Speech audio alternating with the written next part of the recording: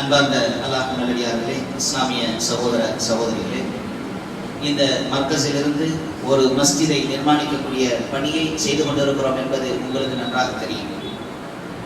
மரணம் என்பது நிச்சயம் என்பதும் உங்களுக்கு தெரியும். மரணிக்கக்கூடிய அந்த வேளையிலே நாம் செய்த நற்காரியங்கள் மட்டுமே நமக்கு உதவக்கூடியதாக இருக்கிறது என்பதும் தெரியும்.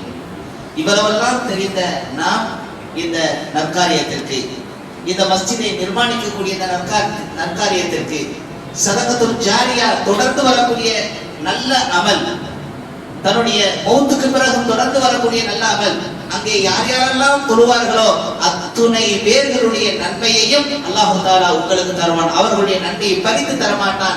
அதே போன்ற நன்மை உங்களுக்கு நீங்கள் மறுமை நாள் வரக்கூடிய அந்த காலகட்டம் வரை உங்களுக்கு தொடர்ந்து வரக்கூடிய நன்மையாக இருந்து கொண்டிருக்கிறது. சில நன்மைகள் மட்டும்தான் தொடர்ந்து வரக்கூடியதாக இருக்கிறது.